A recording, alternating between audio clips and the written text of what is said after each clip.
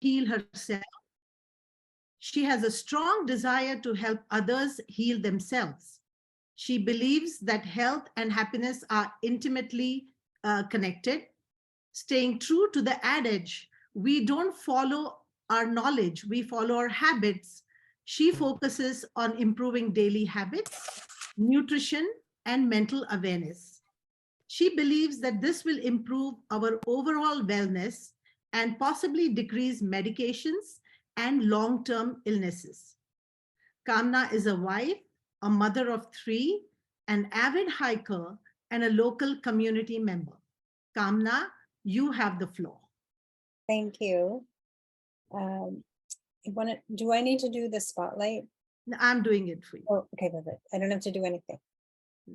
Thank you so much for the invitation to be here today. It is a great honor to speak with all of you. And I know it's difficult on a Sunday afternoon. You're all very busy people to take time. But the Helping Hands Aangan is clearly made up of very hardworking, well-intentioned people, and that effort is reflected in the audience as well, with the well-intention they have for their health and well-being. I would like to begin with talking about what is a health coach. And the thing you should know is I am not a medical professional. So I'm not going to be able to help you with medications or disease or treatments. That's not my scope of practice. My scope of practice is more to consider things that are unique to you and things that are pertinent to your health, and talk about those things and how you might change your eating habits and your lifestyle to improve your general health.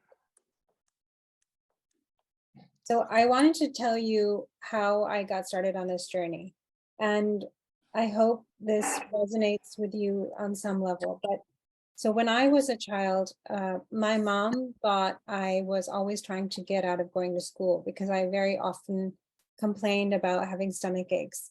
And as the good mother that she was, she would take me to the doctor, and the doctor would say there's nothing wrong with her, she's just trying to get out of school. So I would go home, and then again, I frequented the doctor's office many, many times. When I also had the seasonal cough, and it was pre-COVID, but even when I would cough, people looked at me like I was spreading some terrible disease, because it was like a gut-wrenching, body-shaking cough that I just couldn't control. And I got, again, no treatments for that. I drank a lot of turmeric, milk. I drank all kind of home remedies. No cure, really. After I became pregnant, I started having really severe reflux. And when I told my doctor about that, they said, take a acid blocker and you should be good to go. So after I became pregnant, I was on one acid blocker, and it helped. It definitely helped.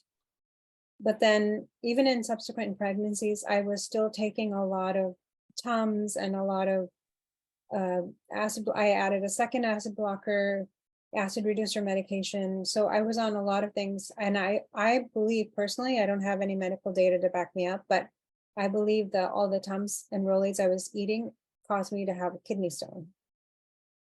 So I was complaining about the reflux.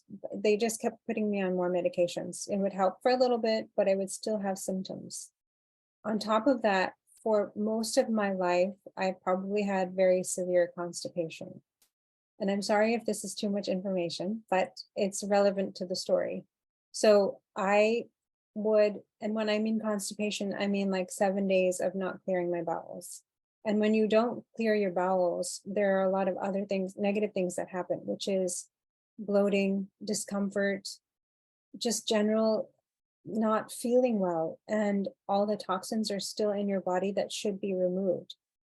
So the constipation was there, and that's another thing that I was visiting doctors for. And they would say, eat more prunes, which I did. That didn't help. They would say, take more fiber. So I drank a lot of Metamucil, and that helped temporarily, but then it didn't help. And then I was taking another doctor recommended taking a natural Blood laxative. cancer also. I The one did who's that. talking. She's an health coach, food and health. So then I tried pretty much everything, and everybody had a home remedy for me. Try this, try this, try this. And everything helped for a very short time, but there was no long-standing solution. And I have been to many, many doctors, and every doctor I complained about my constipation. And about 8 years ago, I was diagnosed with bilateral breast cancer. And in that process, I asked the doctor, why did I get it? Because I didn't have a medical connection to like a genetic component to the cancer. And he said, it's environmental. I said, what does that mean? What am I doing that it's an environmental factor? I don't understand. So on top of that, dealing with the cancer, dealing with the constipation, dealing with the reflux, those problems were constant. They didn't really go away. I was also having issues with anxiety, which was keeping me sometimes stuck at home because I couldn't control the moods. And I was on multiple medications. And the change that happened is when I started taking my course to become a health coach, I discovered something very interesting, that reflux, constipation, some general distress, it was connected to what I was eating. And I had no idea. It was connected to, so I'm still in trial and error experimentation. And what the main thing that has really worked for me is I've cut out gluten completely from my diet. In cutting out the gluten, I then spoke to my physician and I said, I would really like to get off of these acid blocking medications. And she said, yes. And the problem with those medications is you become dependent. Yeah. And you become dependent. And then when you don't take it, you have rebounding effects. So you have symptoms recurring again. That is a very scary thing when you have any kind of situation, but reflux, stop taking the medication, it's very, very scary thing. So I asked her, how do I get off of this medication? Because it's only meant to be taken for a maximum of 6 weeks. I was on it for probably 15 years. So she said, just wean off of it. So I did one, and then I did the second one, and I was doing well. I was not having symptoms. And to me, that's a direct correlation with the gluten that I was eating. So I stopped the gluten, and I also stopped having the reflux problems. I'm also trying to reduce other things. I reduced other things in my diet, which I will talk about in a few minutes. All of these things have helped me feel so much better. And I want the same thing for you, because I think reducing the medications, changing my lifestyle, changing my food and my habits has made such a great impact. And I even feel more even in terms of my moods. I don't have the great up and downs that I used to have. So that's what I want for you. So what I'm going to mainly be talking about today is reading labels. And this is important because we are what we eat, basically. So all food products that are imported to the US are required to meet the same FDA labeled disclosure. That means if something comes from India or Europe, they have to meet the packaging requirements for the US. The problem with the US labels are that there are many ingredients that are allowed by the FDA that are very, very dangerous to our health. It's allowed in the US and it's not allowed in other countries, such as Europe countries and other places. You won't find the same ingredients. The impact of those ingredients can be profound on your body. They seem innocuous, they seem without harm, but that's not true. So it's really important to know what you are eating. And the other thing is you should really, really trust your instincts. If something is not suiting you, you need to pay attention, because it might be fine for everybody else, but it may not be fine for you. And that is one of the things about this journey, is that each person's path is unique to them. What may work for me may not work for you, and vice versa. So we have to keep experimenting and seeing what is good for us and good for our health. But there are some things we should all be watching out for. Now, before I show the next slide, I just want to put a little caveat onto this, is that I don't want you to be upset with me when I show you the ingredients. Don't throw anything at me or call me later and say, this is not okay, that you're taking away my favorite things. I just want you to be aware of what you're putting into your body. All right, here we go. So the first is Honey Nut Cheerios. This is a cereal that many of us eat. You can think of the regular Cheerios version, Honey Nut Cheerios. And the interesting thing about this package that I want you to look at is it says naturally flavored. That seems like a great thing. Made with real honey. And the other thing I want you to notice that it says it can help lower cholesterol as part of a heart healthy diet. The packaging is great. It makes it look like this is a fantastic item for you to have in your cupboard. And the other thing is, when we look at the label, we're looking at the total fat, the serving size, calories. The other thing I want you to really pay attention to is the total sugars. So if you look, the total sugars are 12 grams, which is pretty significant for, I think it's about a 3/4 cup serving. So if you have more than 3/4 cups, you're getting quite a bit of sugar in your diet. So that's something to look at. But the main thing what I want you to see is, if we look down at the ingredients, you have sugar, cornstarch, canola and sunflower oil, and natural almond flavor. And the reason we want to look out for these are, sugar is an inflammatory agent, and it can cause bad bacteria to multiply in the gut, resulting in digestive issues, bloating, and gas. It also disrupts your gut microbiome, so it causes a lot of inflammation, which can lead to other problems with your health. Canola oil or any vegetable, corn oil, they all fall in the same category. They cause inflammation in the body. So again, we're talking about inflammation starting in the gut, which then propagates to the rest of your body. And on a side note, the oils which you want to consume are avocado, coconut, olive oil. Those are all really good for you. We want to avoid as much as we can canola, vegetable, soy, corn. Those are all really inflammatory to your body. The other ingredient in Honey Nut Cheerios is cornstarch, and it's not great for cholesterol or regulating blood sugar, which is ironic because the packaging says that it lowers cholesterol levels. So it's contradictory to what they're promoting. And then the natural almond flavor, it doesn't actually come from almonds. It comes from the pits of peaches and apricots. So if you have an allergy, you need to know that it's not an almond product, it's something else. And that's why that's important. All right, the next item is kawan paratha. And I don't know if anybody else has kept this in their house for a quick thing when a guest comes, or just in general, to have it around when you don't have something else, if you have it in your freezer. The things that we are going to look out for on this packaging, you can see, and on the first package that I originally picked up, it was a different color, which making the ingredients very hard to read. So be careful of that, because they're packaging it in a way to attract you to the package, but also to make you not able to read the back, because it's not that important to them. But the things that we want to look out for in this item is margarine, which is made of, again, palm oil, and sugar. So margarine is made from fraction palm oil, hydrogenated palm oil, and flavor, which is linked to inflammation. All of those things are just not giving you any nutrition, and they're inflaming your body.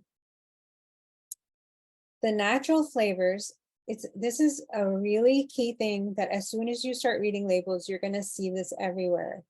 The natural is misleading because it makes you think that it's a product that comes in nature, but it doesn't. It is a naturally occurring glutamate byproduct that acts like MSG, which is monosodium glutamate. And this makes your food irresistible. This can lead to stroke, Alzheimer's, Parkinson's, obesity, migraines, fatigue, and depression. So MSG is one of those foods that makes it so that you can't stop eating it. So if you've ever eaten one of these paranthas and then you say, well, I wanted to eat one, but I'll have another one because it just tastes so good. This is the reason why. It's the natural flavors. This is something you're going to see over and over again the more you start reading labels. Doritos. Now, I know some of you are going to be very mad when I read the ingredients for this list. Doritos are a staple for many of us when we eat a sandwich or just on the side. It's tasty, it's good. But the problem is that we have to watch out for a lot of things in the Doritos. We're looking at artificial colors such as yellow 6, yellow 5, and red 40, monosodium glutamate, which is again MSG, and natural flavors. And I didn't even mention the vegetable oil and the maltodextrin. Those are also there. But the reason we want to look out for these are that artificial food colors is, if you remove anything out from your diet, this is one of those things you should remove. The artificial food colors can cause asthma, allergies, and skin issues, and has been linked to hyperactivity in children. So if you've ever suffered with any kind of allergy at all, it could be a skin issue, it could be seasonal issues, it could be asthmatic issues, I would recommend removing this from your diet right away. And if you can remove this from the diet of the children in your family, that's even better, because it has caused a lot of problems down the road. Some of these colors are contaminated with benzidine, which is a known carcinogen. So when you're consuming some of these colors, this is what you're consuming, things that could cause cancer. And again, we come back to MSG. You don't want to stop eating this once you eat this product. It can cause asthma, heart arrhythmia, depression, seizures, and it's linked to obesity. And that's very important to know, because if you say, well, I only had a few, or I only ate this, but the food that you're eating is causing you to have issues of overeating. And maybe if you have a problem with diabetes, or if you have a problem with fat around your belly, these are things you really need to be aware of.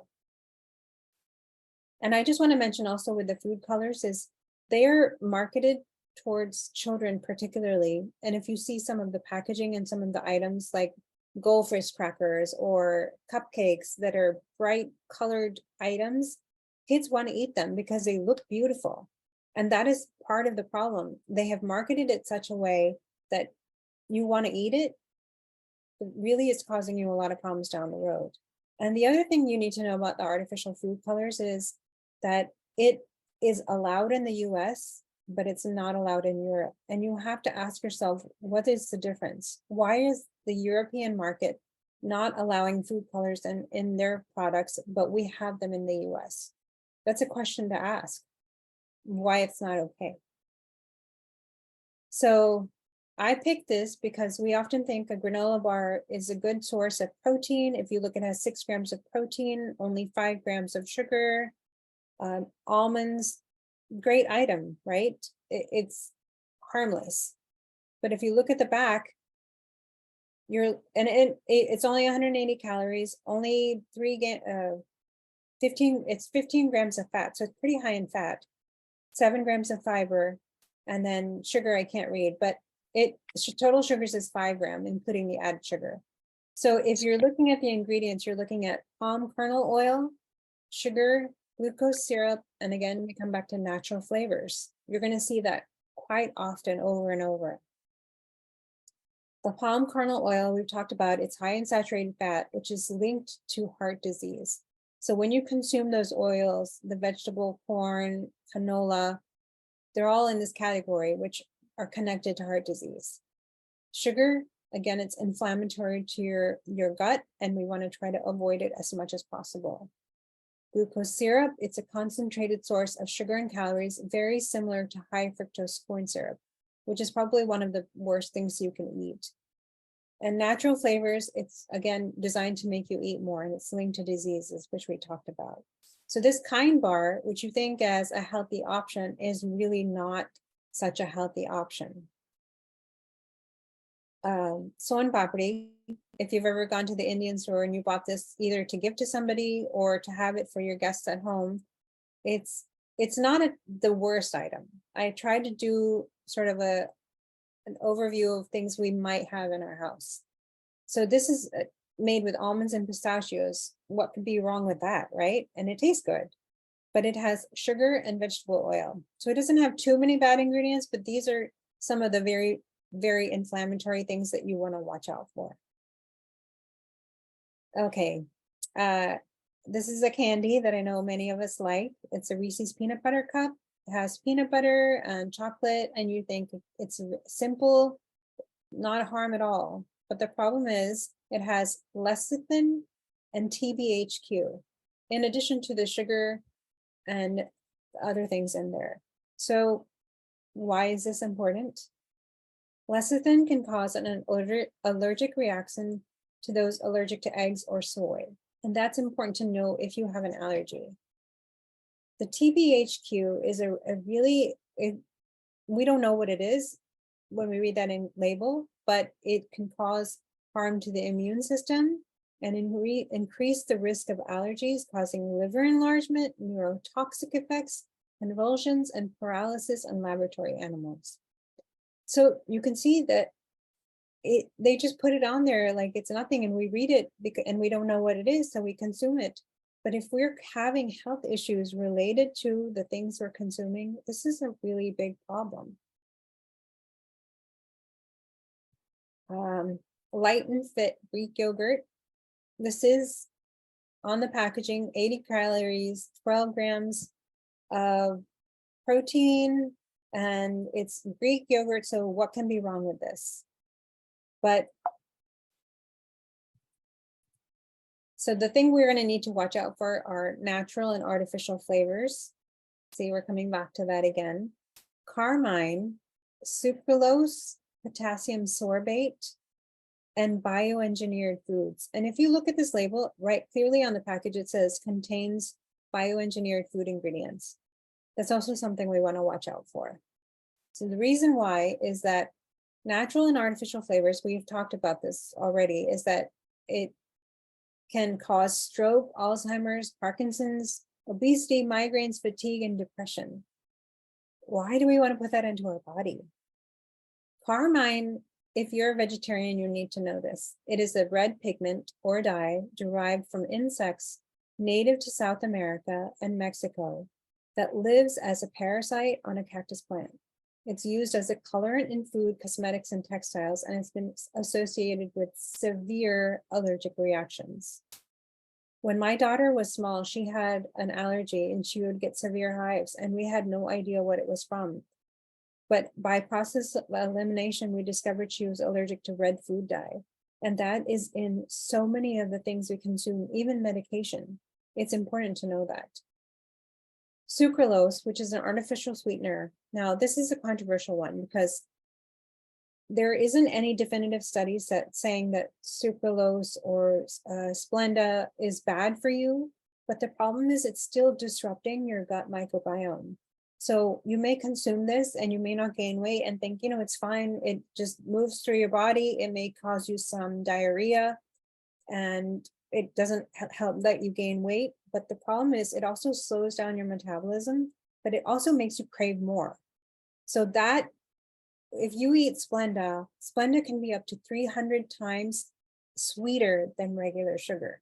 So when you go back to eat something that's made with sugar, it may not taste sweet to you, causing you to want it to be sweeter. And then the last ingredient to highlight is potassium sorbate, which is a preservative used to suppress the formation of mold and yeast in foods, wine, and personal care products. In vitro studies show that it's toxic to DNA and has a negative effect on immunity. So this is important because they're trying to increase the shelf life of a product. And in doing so, we are consuming items that depress our immune system, causing us to pick up disease and other issues. Okay, this is the one I think some of you may be mad at me about. Parley G is a biscuit most of us have consumed. and have had in our closet. I know I make a lot of desserts with this, and it's a staple. Tea and Parley G go together. So this has sugar, palm oil, invert sugar syrup, and this is the one I can't even pronounce, diacetyl tartaric, and esters of mono and edebicis. I can't say the rest of it. So it's there. You see what I'm saying? That's a lot of ingredients for a simple cookie. Sugar, we've talked about, it adds empty calories, it spikes blood sugar, it scrambles your appetite control so you eat more, and it's disruptive to your gut microbiome. And if you've ever had anything with sugar, you know that it makes you crave more. So you might say, I might have a taste of it, and then you end up eating more because it just, that's the way sugar works. And they've done studies to show that in mice, those who consumed sugar were likely to chew off their own arm to get to the sugar, because it was it's almost as addictive as opium and heroin. So that's something to really, really be aware of. It's very, very addictive substance, and the more you eat it, the more you want it. Palm oil, we've talked about, it's linked to heart disease and inflammation. Invert sugar syrup is just basically more sugar. They put sugar on top of sugar. And then the datum, because I can't say the rest of the words, is linked to heart fibrosis and adrenal overgrowth in lab animals. And there may be also an increased link of risk of developing leaky gut syndrome. What leaky gut syndrome is when you have something that disturbs the lining of your gut, it allows those particles to seep into your blood system. And when that happens, your immune system gets revved up and thinks that there's an intruder into your body, and your body goes to war, which causes inflammation and other health issues. So you can see the negative impact of consuming these items on your body. Okay, so the next slide shows that this is from a person called Food Babe. She also studied at the school that I went to, which is the Institute of Integrative Nutrition. And she has written many books on this topic. And these are some of the symptoms, some of the ingredients that we want to watch out for. And they have a really, really, really negative effect on your health. And I can share this slide with Swati, and she may be able to post it in your group so you don't have to copy it down. But there's so many things on here. You can see the natural flavors that comes up all the time. Red 40, artificial colors, artificial flavors, sweeteners. I mean, the list goes on. And it's very surprising. The other thing I want you to kind of keep an eye out for, and I'll also share this slide with Swati, is that there are a lot of names for MSG, and the marketing behind the food industry is sort of genius, because we can't remember all of this. We are not going to be able to say, oh yeah, that's what that is. But this is things that you need to look out for, that the MSG is such a thing. It's similar to the sugar. The more you eat, the more you want. And I don't know about anybody else, but I've never had just one Pringles. I can't eat just one. That marketing is right. You finish the whole can. And that is because of the MSG. The things they're putting on there make it irresistible. So you might say, I don't have willpower. I can't control myself, but that's not the truth. The truth is that the way they've marketed these things and the way they are putting the food in there, it's really about big business. They're trying to line their pockets. So they're going to feed you whatever they want. And the FDA is allowing it. So we are consuming things that are really, really bad for our health. So that the health issues such as diabetes or heart disease or even Alzheimer's, they're connected to the food that we are consuming. And that is really an important thing to know. So now, does this mean you got to go home and clean out your pantry and throw everything away? No, it doesn't. The purpose of this talk is really for you to be more educated. The changes that I made to my health took more than 2 years. And it's a slow process because you have to mentally be ready and you have to be educated. Oh, that was Siri. I'm so sorry. So you have to be educated about what the ingredients are, and that takes a while to actually understand. We know sugar, we know oil, but there's a lot more that we need to know. So I would say that you don't have to throw everything away, but just start educating yourself on what the products are and what your labels say. So I told you what to get rid of. You need to get rid of processed foods. That's mostly anything that comes in a package. Not everything, but mostly things that have these ingredients that are increasing the shelf life, increasing the flavor profile, so you want to eat it more. Those all those things, if you can keep something in your pantry for months at a time, I don't know if you really want to be consuming something like that, because the negative impacts of that are great on your health. Of course, added sugar, we've talked about that quite a bit today. Limit your processed soy. So if you are a vegetarian, this is something you look for as an alternative. Now, I'm not, the exceptions to this are edamame, tempeh, tofu, and miso. Those are all more natural sources of soy, but soy is it mimics estrogen. So if you are eating a lot, it can cause you severe hormone imbalances, and it's something you need to know. Food colors, we did talk about high fructose corn syrup. We want to try to avoid that as well, because it is one of the things that is really directly linked to diabetes and being overweight and just not being able to control what we are eating. Now, this is the one that I changed, and I would recommend it for most people who have sensitivity issues for just moods or foods, or if you have a thyroid issue. One of the first things you should really think about is getting rid of gluten. Gluten is a hard one because it's in a lot of things. It's in obviously bread, it's in soy, it's in some spices, it's in a lot of things. The wonderful thing now is that there are a lot of alternatives available. So if you are thinking about getting rid of gluten, you have choices. And then of course, limiting your caffeine. If you can limit it to 1 cup in the morning, that's better overall for your health, for hormone consistency, and just for general health. All right, so what should you start including? And most of you are probably already doing this because you're here wanting to learn more about health. So you're probably also already very healthy. Whole foods. And what that means is if you go to the market and you're shopping around, you want to go to the produce section and buy good vegetables of lots of different colors and lots of variety. And if you can challenge yourself to start eating one new vegetable, maybe a month even, that's a good place to start to try something new, because the benefits of that produce is immense. Good mood foods. So foods rich in omega-3s and B vitamins such as walnuts, flax seeds, chia seeds, mustard oil, spinach, edamame, beans, lentils, the list goes on and on. There are also some sources for people who are not vegetarian that I did not include in this list, but if you're interested, I can definitely let you know.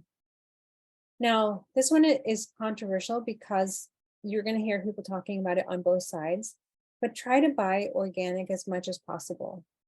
And the reason why is because if you look at a field of a crop, whether it's wheat or other produce where they're growing things, they're spraying pesticides that seeps into the ground, which gets absorbed by the plant. And we are consuming that pesticide, which is known, it's connected to diseases such as cancer and heart disease. We want to try to eliminate that as much as possible.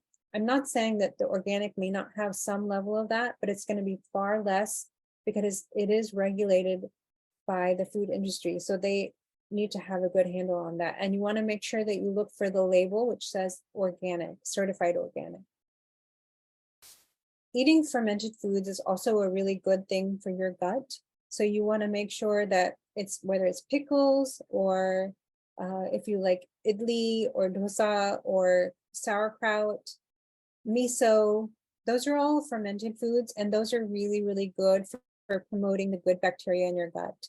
If you are not at a stage where you're feeling good, those fermented foods might aggravate your symptoms. So you just want to talk to your doctor, talk to another nutritionist or health coach, and see maybe eliminating some things to get your gut healed. So then you can start introducing good items into your diet. And of course, if you can buy local as much as possible, because that's the freshest and has had the least time to decrease nutrition in those items, that is very important. So let's see what we have next. Additional things that we need to add into our life is, of course, sleep. I would probably guess that most of us are not getting enough sleep, and we really, really need to be getting at least 7 to 9 hours. I know you probably have heard, as you get older, you don't need that much sleep, but that's not really true. Most people on the average, I'm not talking specific, but on the average, most people need 7 to 9 hours of sleep. Limiting your alcohol, because whenever you have alcohol, it is disruptive to your liver, and the liver is the organ that processes all the toxins, and we want to make sure that the liver is at optimum health so that it can do what it needs to do. Picking water as your main beverage, because again, we're underhydrated. We're just not drinking enough in our day. We don't remember, or we forget, or time gets away from us, or we don't want to have to go to the bathroom 10 times a day. But the water is very important for your cell function and digestion, and all of that goes together. And if you have to go to the bathroom many times a day, it's just a sign that your kidneys are working well. There was, on a side note, there was a woman who was talking about, she did an experiment. I was listening to a podcast, and she was talking about how she hates water. She just hates the taste of water. So she was saying she was going to drink 8 glasses for 1 month, no exceptions. So the first day she was in the bathroom every 15 minutes, and she thought she was going to lose her mind, because how can you go to the bathroom every 15 minutes? But then as her body got used to it, she didn't have to go as often. But she noticed also that her joints and everything started aching less, which is a huge benefit of having water and lubrication in your body. And she didn't like the taste of it, but she played around with different kinds of water, alkaline or different things, just to see what would taste better to her so she could drink the water. And by the end of the month, she had such a huge difference in how she felt and what she was able to do, her sleep, her movement. So water is much more important than we give it credit for. And this is the last one, which I think is probably the most important, is just general happiness in your life. If you're going day-to-day routine with not a lot of joy and laughter, that's not improving your health. It's actually going to be detrimental to you, and it brings everything down. You could be doing everything perfectly. You could be eating all the things you want. You could be drinking all the water. But if your joy level is low, that's going to impact what happens to your health, because your body is going to think that it's in war because you're unhappy. Your cortisol levels are up, your stress is up. So your body can't function normally, even if you're doing everything right. So, sorry, I clicked out of that, but I have one more slide to show you. Sorry.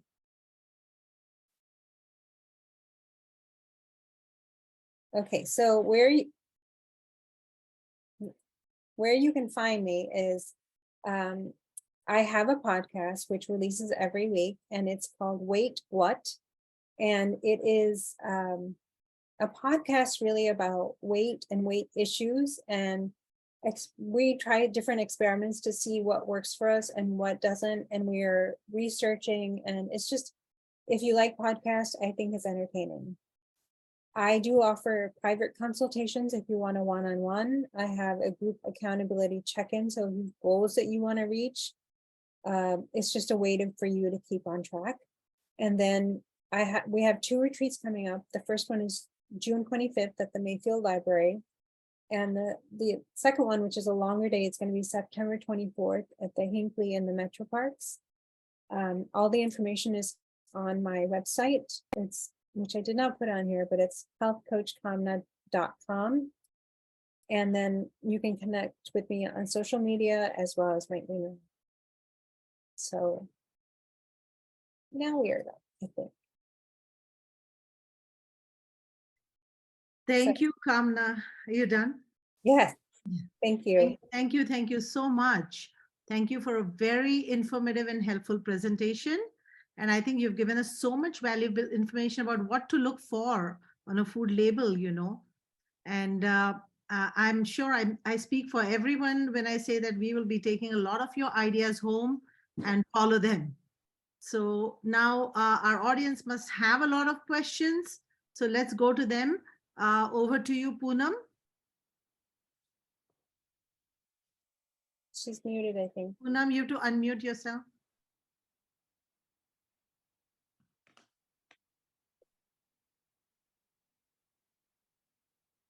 Poonam, you have to unmute yourself.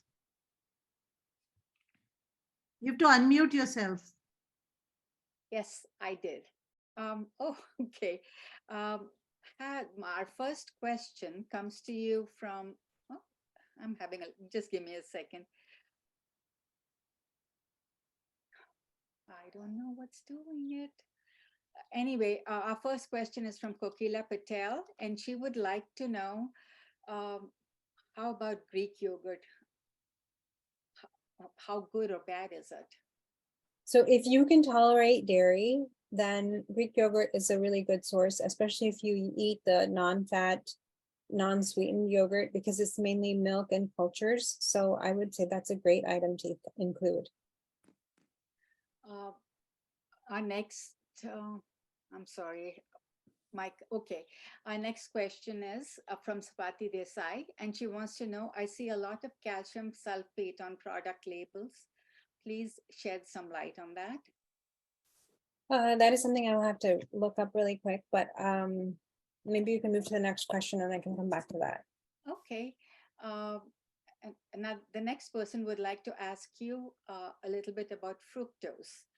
Wants to know how harmful, I'm guessing, or how harmful or beneficial it is. So fructose is a plant sugar that comes naturally occurring. So this is a latest craze that people should not eat fruit. And that is really not the case. Just to pause for a second, it was calcium. What was the question? I think calcium sulfate. Okay. So people should eat fruit. It's a naturally occurring sugar, but the problem is this: is if you have diabetes or some other disease that you have to watch your sugar, you have to be mindful of the fructose. So that would be answering that question, I hope. Fruit is good to eat. Good fiber, good nutrition, good hydration. It's all good for you. Okay. Next question is, can you make comments about Jane and Ayambi foods? I don't know if I got that word. Ayambil foods. I don't know if I got that right. But Well, I think I don't want to be offensive to anybody. Okay, so I think you have to do what suits your body. If you're limiting foods that are nutritious for you, then you have to be able to make up for it in another way. So what I know about Jane Ambil foods is that there's a lot of decrease in the spices that are put in. And so those spices each have their own benefits. If we do this long term, you could find a detriment to your health, if that makes sense. I think temporarily to have a little bit of a break, it's a great thing. It gives your body time to reset. But if you're doing this long term, if you're eliminating a lot of things, you could have problems down the road. okay. Next question is premium protein good for you? Well, this is a yes and no question. Okay. I think protein sources it's if you can find more natural ways to get it into your diet, that's better. As natural as we can go, that's much better. You can even make your own protein powder at home. I know my mom has done it and she said it tastes very good. It has like flaxseed and chia seeds, and she made her own. So I know you can do it. The Premier Protein, I would just say look at the ingredients. I'm not going to say no exactly because some people really need that boost. And if you're not getting enough protein, you have to be able to fit it into your diet. And I don't know, especially for vegetarian, I don't know if we're going to be getting enough protein. So I would say yes, but no. Okay. And the next question is, is pea protein good for you?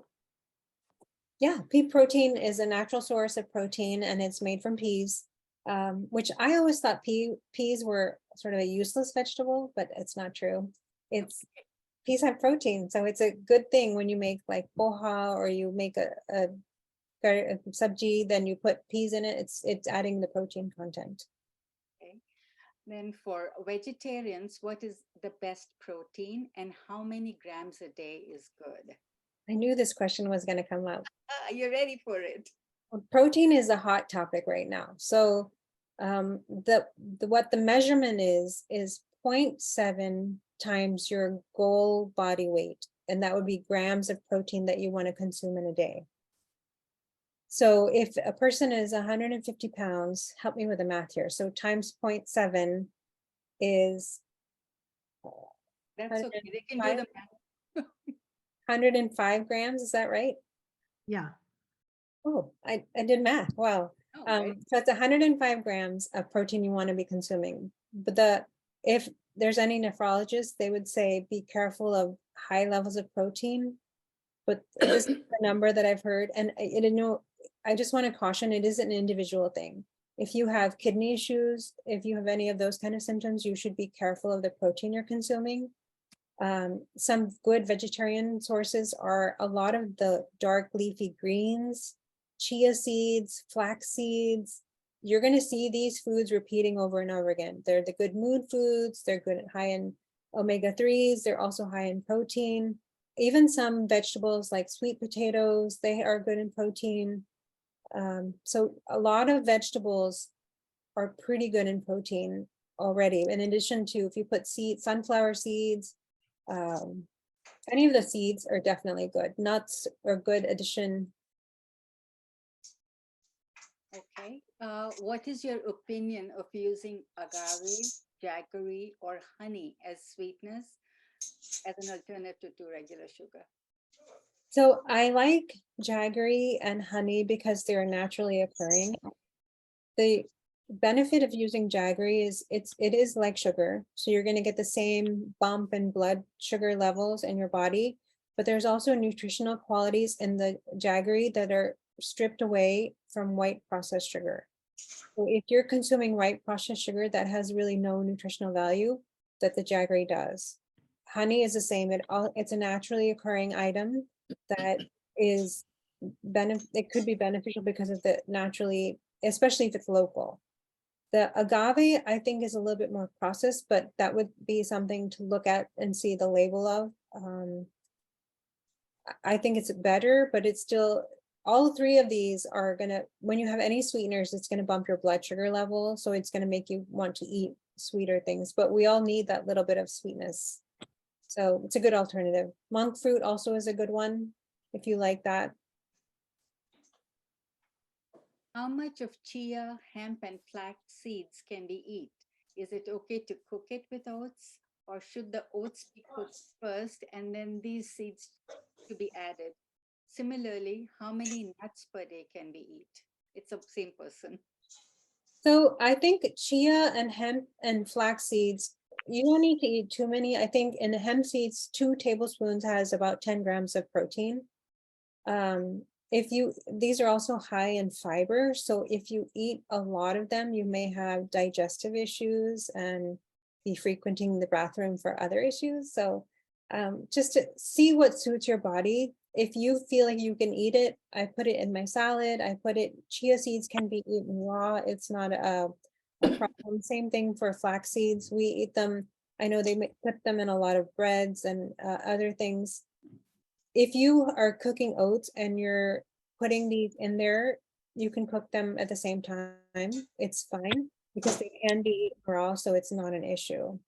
In terms of the nuts per day, so nuts are a thing where it has good quality fats, which are good for our diet, and good protein, but they are high in fat, so you don't want to eat too many. So maybe, I mean, I don't have a good number, but a couple of handfuls probably, and they're satisfying. So eat them slow, taste them, enjoy them, and see how it suits your body.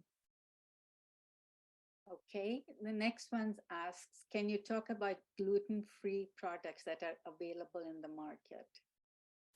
So gluten-free products are that's a really good question, because a lot of times when they create gluten-free items, they're putting things in there to make it taste good. So it may be great for someone who is wanting to eliminate gluten, but you have to read the ingredients. And what you want to look for is something that's very clean and very basic. So cassava is good. Cassava they use in place of regular flour. Rice flour is good. You want to make sure they put a lot of additives that we want to try to sidestep. Okay. What are good fruits to eat and what fruits should we avoid? Fruits are great. If it suits you, eat it. I think in general, the more local, the more seasonal, better. So if we eat a mango in December, it's probably not the peak of nutrition. So seasonal, best. We can eat as many mangoes as we can right now, because that's right now is peak season, or watermelon in the summer, or oranges in the winter, pomegranate in the winter. Eat them. It's seasonal. They taste good. They're very satisfying. If it suits you, eat it. This is a question from Vijay. I'm not quite sure. I'll read it out to you. And Vijay, if you're there, could you please clarify? Could you please comment on the additive concentrations in lab studies versus food items in market? I think you sort of did that in your presentation, if I get the question correctly. So I'm going to answer it the way I understand it, and it may not be the intent of the question, but I think so. A lot of things are tested in labs, and they give us a result. And the problem with a lot of the lab studies is they are already skewed towards one thing. And I'll give you an example of what I mean. So if you're talking about Ozempic, which is the latest hot drug to deal with diabetes and weight loss, and everybody's using it for weight loss, all the stars are using it and losing weight. And whoever has done the study has said it's safe, but who is doing the study? We need to make sure we know where that study is coming from, because they have already a bias in the data that they're collecting. So a lab may produce information to us. We just have to make sure we have enough data that we can collect to make a good informed decision.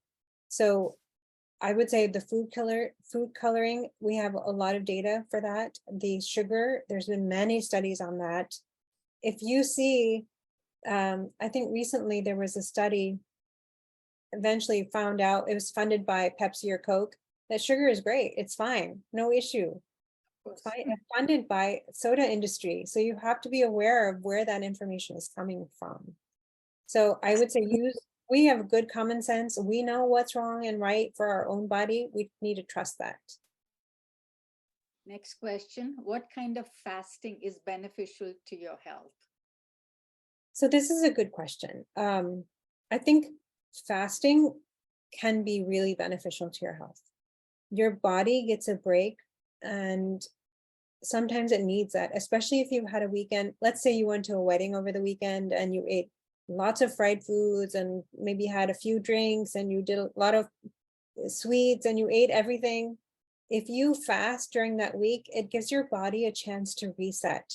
So even if it's a day, or if it's however you like it, if you want to do intermittent fasting, whatever it looks like to you, it gives your body a chance to take a break. And especially your digestive system, sometimes it needs that break.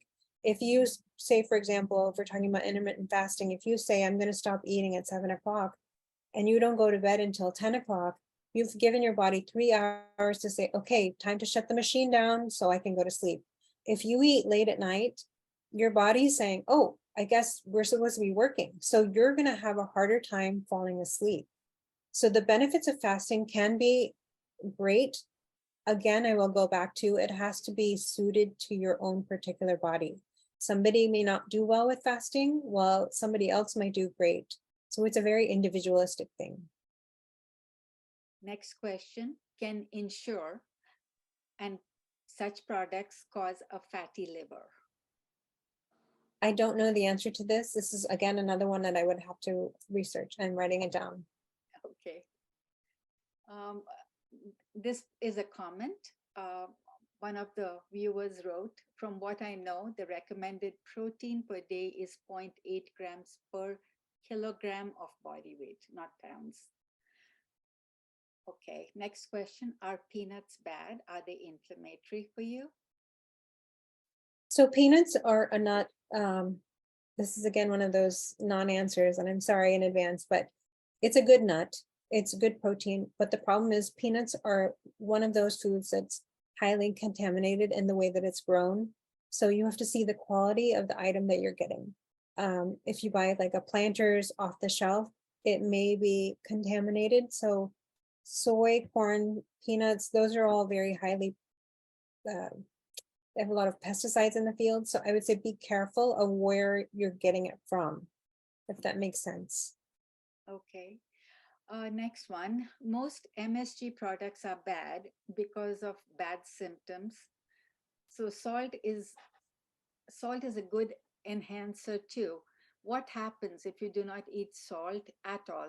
Please respond. So all of us need salt in our diet. And I listened to a very good podcast by Dr. Mark Hyman. And I will send this information all along to Swati so you can find this podcast. But this podcast was talking about how and I'm not a doctor, so don't yell at me about my information. I'm passing the information along to you. But salt is such a thing that we need in our body. It also depends what kind of salt.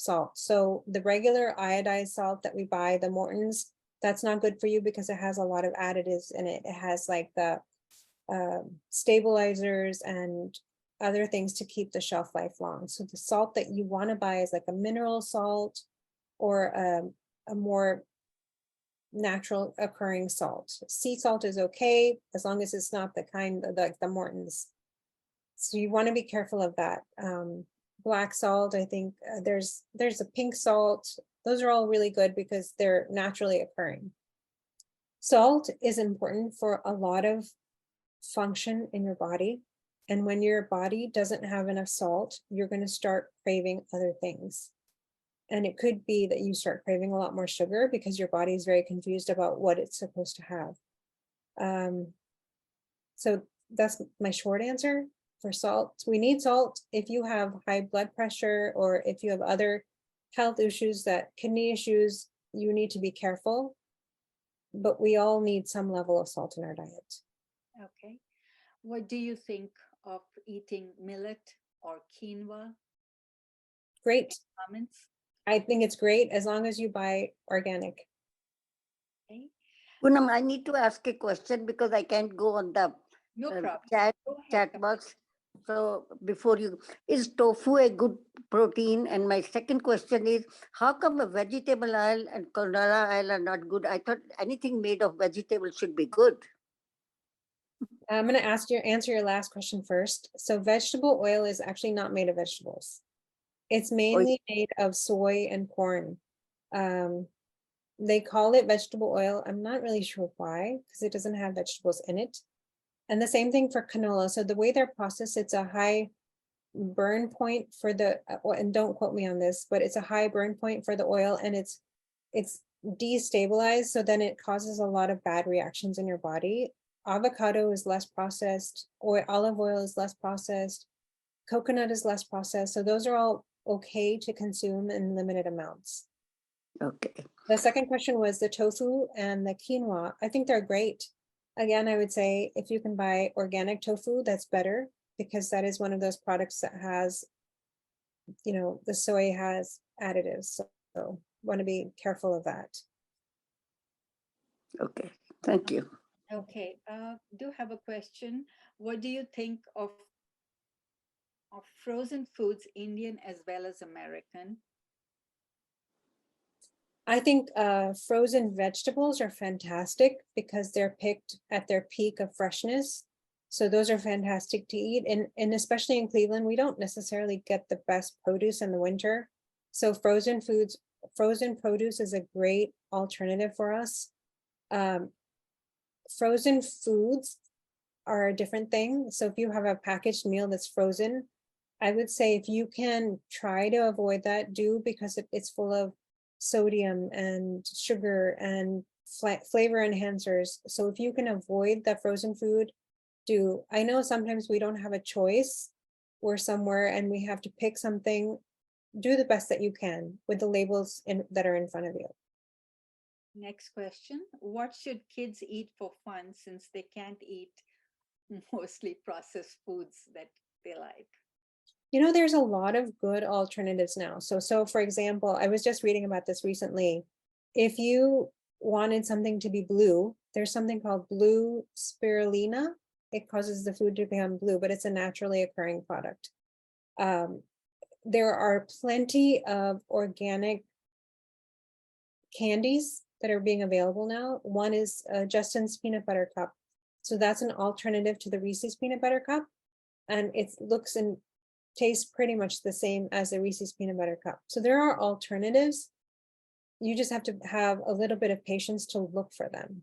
And it might feel like your children are deprived or they can't eat the same thing as everybody else, but that's not really the case because you're looking out for their health. You're looking out for their well-being. If you've seen a child who has erratic moods and maybe is really emotional and they say, oh, this kid is so sensitive. And so it could be because of the food they're eating, especially the colors. So I would say now, especially if you would go to a store like Whole Foods or Trader Joe's, there's so many alternatives of things you can buy. You may have already answered this, but I'm going to give it to you anyways. What about Deep and Haldiram Indian snacky food? Any comments on that? So when I went to the Indian store to try to take pictures and look at things, in general, the Indian food is pretty good. There were not a lot of ingredients that I was unhappy with. So I was pleased with that. I would say if it has the vegetable oil, if you can avoid it, some of the things we can't, we do our best. But overall, I was pretty happy with the snack offerings and the ingredients that were in the products. Okay, next question is really about oils. I'm combining these two questions. Salad oil, meaning I'm guessing olive oil, how good or bad is it? And which oil is best for high temperature Indian cooking and frying? So I'm going to tell you what I do, but that doesn't mean you should do it. I only reserve my frying for canola oil. And because the avocado and the olive tend to burn, the smoke point is very high. So and frying is like a twice a year thing now. So I do use the canola for that. I would not recommend it. This is probably another question I need to research a little bit more. I'm just writing it down. But for salad oil, a good extra virgin olive oil. Extra virgin is good for when you're eating it raw. If you're cooking for it, you don't need to have extra virgin olive oil, just a regular good olive oil.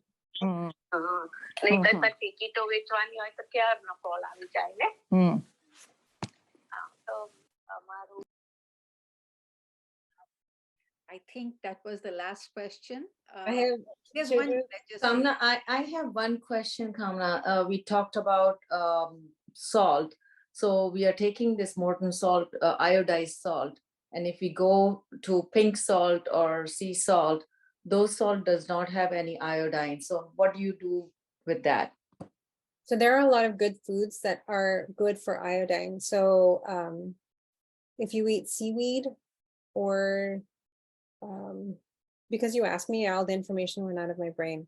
But there are a lot of naturally occurring foods that have naturally occurring iodine that are good for you. If you give me a second, I can look that up really quick too. So if you keep talking, then I can look it up really quick. Um, yes, do go ahead with that. And after that, we can go to somebody who's raised his hand and wants to talk to you. Yeah, that's me. Hey, Kamna, great presentation. Thank you so much. I have a question about biomarkers and bio testing for biomes. Do you have any comments as to whether it's recommended? Is that something somebody who has a gastro bloating and things of that nature, is that helpful? You know what I'm talking about, right? Can you explain a little bit more? So there are companies out there that do the biomarkers for you. So you send a sample in, like just like the colorectal cancer, right? So you send it and they diagnose you for food things, particularly gut that exist, and they create a marker of sort. I don't know. These are very relatively new company, high tech. I wonder if you have any comment on whether they are worth getting tested for. So I will tell you my experience. Because I was in researching something that would help me, I did do one of those tests. I think it was called 5 strands. And you pull out some hair and then you send it in for testing. And the list that came back, I couldn't really comprehend what I was supposed to eat and not eat. So to me, the results were very confusing. Everything came back red, which I didn't find that to be helpful. But I think if you can interpret the report a little bit better, it's a good place to start. And it's helpful because if you thought, oh, I didn't know I shouldn't eat sweet potato, and now you know I shouldn't eat sweet potato, it's going to be good information for you. So if you have the time and the ability to read those tests, I think it can be useful to start for sure. Thank you. You're welcome. Can I ask one? Is there any protein bar which is better than any other protein bar?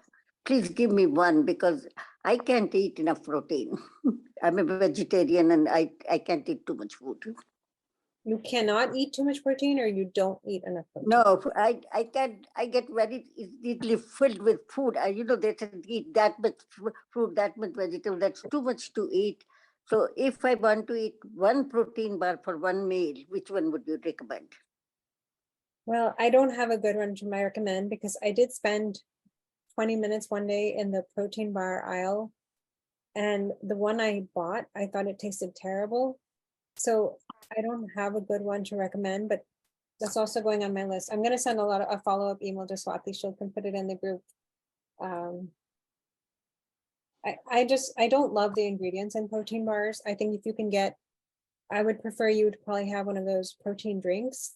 If they don't have a lot of ingredients, those are probably better. Or if you can add chia seeds, hemp seeds, flax seeds, they also have good protein, and you can put them in a salad or in a smoothie. I think. How about Ensure? Ensure is a good source of protein. I think it's a good source of protein, but again, I would want to read the label. So, Okay. Yeah. What do you think of Greek yogurt, eating that as protein replacement for you? Because Greek yogurt has 23 grams of protein in 2/3 cup. I think if you can tolerate dairy, it's a great source of protein. Great. Okay. I wanted to go back to the iodine. So sea vegetables, anything that comes from the sea. So kelp, the seaweed. You've seen those seaweed packets at Costco. You can buy those. Cranberries, strawberries, cheese, potatoes, yogurt, salts, navy beans, dried prune. So there's a lot of foods that can be beneficial for iodine that are not the iodide salt. And then Can you use olive oil for tadka or vagar? Yeah, But the thing is, it will smoke up, so you might need to put your fan on, but it's fine. The regular, not the extra virgin. Oh, regular olive oil. Okay. Okay, one Thank you. person wants to know the protein bar that you were talking about. They don't care about taste, they just need the brand name, so they would like to buy The some. one I bought was called No Cow. No cow. Kamna, I have a question. Yeah, what about the pea protein powders? You know, there are these powders, they are organic, and are they good then? Or do I have to also read the fine print on the labels? Because I never, when they say pea protein, I trust it's a protein powder and it makes excellent smoothies if you add strawberries, blueberries, and banana and ice to this pea powder, pea protein powder. I think that's a fantastic idea. Um, pea protein, as I was mentioning before, is a great source. I would say read the label because you don't want to consume something else in addition in order to do something good. So I think if you have a good clean pea protein, that's fantastic. I think I bought something called Sun Organics. It's also no flavor, but it's a good source of protein. Thank you. You know, I never thought about reading about color on food labels, and then now I'm going to be very, very. I'm so sorry in advance. No. It's a good thing. Better No, we are thankful to you better for late than educating us. never. Guys, Hi. one question just popped up. So what about ghee? I avoid it, but a lot of good on the news about ghee. I like ghee as a good fat. It is very good for your joints, good for your digestion. I think it's a fantastic, we can't overdo anything, but ghee, if you have to pick one, I would pick ghee over something else. And it tastes good. Thank you. Hi, Kamna. So is This it- is Hi, Kamna. I have to ask you this question. In America, we stay most of the time indoors, don't get sunshine much, especially in Ohio and Cleveland. And osteoporosis, osteopenia, very, very common, especially in females. So, what are the Indian foods where we can get the vitamin D in like some quantity? I think vitamin D is a lot of our fresh produce is good for a lot of nutrients. The thing about vitamin D in Indians is most of us are way under normal levels. So you need to take a supplement. If you take a supplement, you should be in the good, healthy range. And I would say check with your doctor to see what that number is for you. I have an organic vegan vitamin D that I take once a week, and it's helped me, I think, keep my levels up. The foods, any kind of good variety of produce is going to meet most of your nutritional needs. Thank you. You're welcome. Vegan vitamin D, never heard. Yeah, have I to buy look. most of my supplements vegan. Wow. Okay. Thank you so much. It was beautiful, very helpful presentation. Thank you. Thank you. Hey, Kamna, this is Ujwal. Hey, great conversation. Loved the whole theme out here right now. So I can help with a couple of things because I've done a little bit of research in these areas a lot. For the vitamin D that we just talked about, there's a company called Deva, DEA. It's one of the best vitamin Ds that you can actually find from that company. And coming to the protein, I mean, that is the hot topic for all vegetarians. Like, how do we get the protein? Kids and everybody was asking the same thing. So there's a company called Kachua, and I have actually put this in the chat. There's one. I think it's one of the best. The bars are not that tasteful. I can tell you, my kids already complain about it, but the powder is extremely good. It's extremely good. One of the best ingredients that you can have for vegetarians out there. So Kajua. it's in the chat. It's Kachua. It's Kachava. K-A-C-H-A-B. Yeah, if you look on the website and if you look at the ingredients, you will fall in love with it. I can tell you that. So it's basically it's a food it's not a supplement. It's basically a meal by itself. If you mix it with your strawberries and everything that comes in Costco. Again, I will go with the organic part of it that Kamna already stressed out because of the pesticides. But if you go and mix it with that, it tastes extremely good. Okay. Okay. Thank Somebody's you. asking about rad yeast. I think that's red yeast. Okay. And I don't have any clear thoughts on this. The problem is, if you remember my talk, yeast was one of the factors on the list. That's the MSG. So I have some homework to do. Red yeast, I will look that up also. I'm sorry, I don't have answers for everything. I'm trying. okay. That's okay. There's one more thing. One last question. Let's stop at this after. Okay. So what about turmeric? Should we have more capsules than we get through our food? Because most Indian foods do add, Indian look add turmeric in their food. This is also one of those things that's the hottest and latest thing. I think Indians have been ahead of the game for spices for a long time. If you're eating a normal Indian diet and you're putting turmeric in your food, I think you're fine. If you feel like you need supplementation, I'm sure there's many good sources, but we don't want to overdo anything. So that's the area what I would caution you is we don't want to be having too much of any one item. So our normal diet consists of enough for our general health. Somebody made a comment that turmeric has lead. Just thought I'd tell you what was written. No, it depends on the source. I mean, if you get organic, Yep. Yes. but yeah. Just read out a comment. That's Yeah, all. yeah.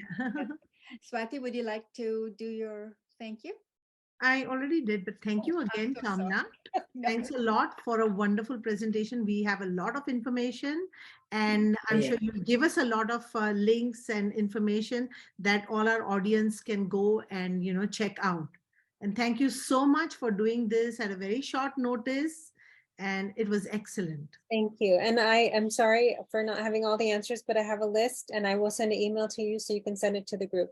Absolutely. You Thank gave us you. more than enough answers, and thank you for the replenishment of other questions. Thank you so much. Thank you, Kamna. It was an amazing presentation. Yeah.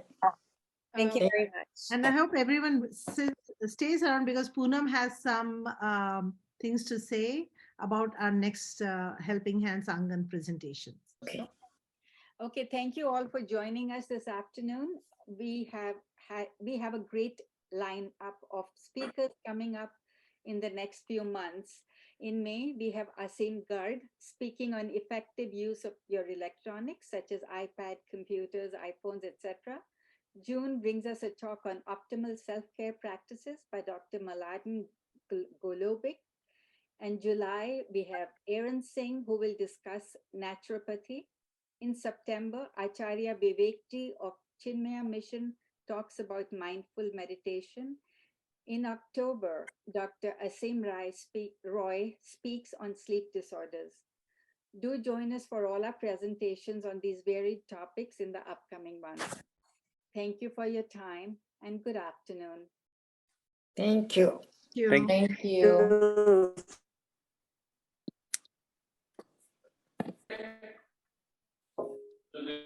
Is it a card for you? Yeah. Anaya, she said. So we've had a great turnout today, Kamna. Thank you, thank you, Of our thank you. best. This was fabulous session. I learned a lot. So thank you so much. Yeah. And you know what? We should post all this information maybe somewhere where people can access, because Right. Especially the PowerPoint presentation where she lists what we should see on food labels and avoid. So we can post it on our website. Yeah, we'll post it on the website. Yes. People can go on it and check it out. Yeah. You ladies are doing a fantastic job. This was so informative, and she was amazing. Yeah, she was amazing. I listened to it as well. It was And- awesome. Great. Amazing. and- Awesome. Thank Kudos, you. I kudos think, to yeah, the Swati and Poonam are the Yeah, main no, pillar all of this three of show. you, all three of so you. we are, it is all teamwork, and All of even the you. audience, I'm sure they also have, you should also give us, if you know if any good speakers and good topics, most welcome. We would love for our audience also to, give us Absolutely. ideas. Absolutely. But she was amazing. So thank you. Amazing. Amazing speaker. Yeah. And she made it so simple, and she made it, to her, like she talked about herself. And so it was very relatable. Yes, yes. She was wonderful. So thank you so much. Thank you. Thank you for joining. Have a great rest of your day. Thanks. Bye-bye. Thank you, guys. Thank you.